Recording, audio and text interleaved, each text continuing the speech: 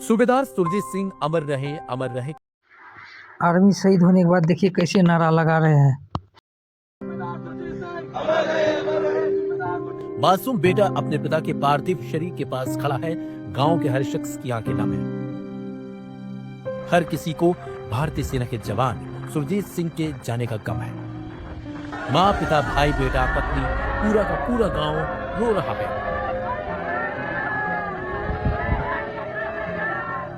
जम्मू के रियासी जिले के सिरला के रहने वाले सूबेदार सुरजीत सिंह की जान लेने वाला कोई दुश्मन नहीं, बल्कि उनका अपना साथी ही है।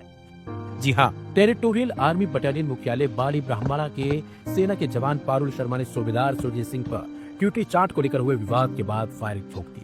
घायल सूबेदार की इलाज के दौरान जान चली गई। आरोपी जवान मौके से भाग निकला। बाड़ी ब्राह्मणा पुलिस ने पारुल के खिलाफ हत्या और आर्म्स एक्ट के तहत मामला दर्ज कर दिया है। आरोपी जवान की तलाश के लिए लुकआउट नोटिस भी जारी किया गया है।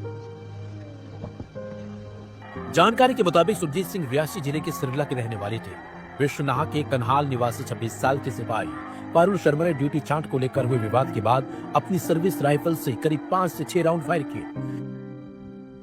गंभीर रूप से घायल हुए जेसीयू को तत्काल सतवारी स्थित सैन्य अस्पताल ले जाया गया, जहां उपचार के दौरान उन्होंने दम तोड़ दिया।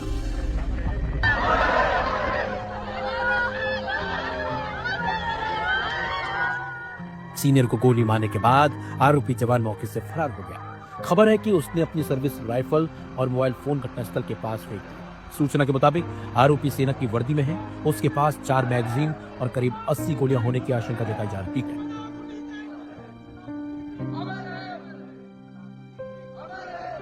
पुलिस और सेना के अधिकारी संयुक्त रूप से मामले की जांच में जुटे हुए हैं। घटना के कारणों और परिस्थितियों की गहन पड़ताल की जा रही है। क्षेत्र में सुरक्षा एजेंसियां सतर्क हैं और आरोपी की गिरफ्तारी के लिए प्रयास तेज कर दिए गए हैं।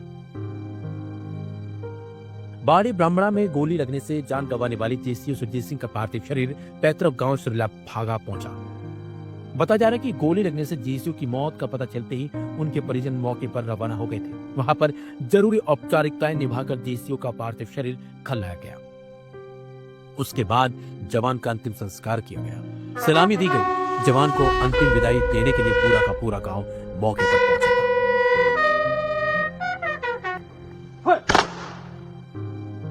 पिता को नम आंखों से 13 साल की बेटे ने बुखारनी थी। जेसीयू सुरजीत सिंह पुत्र स्वर्गीय रामदयाल, एक बहन व 3 भाइयों में दूसरे स्थान पर है।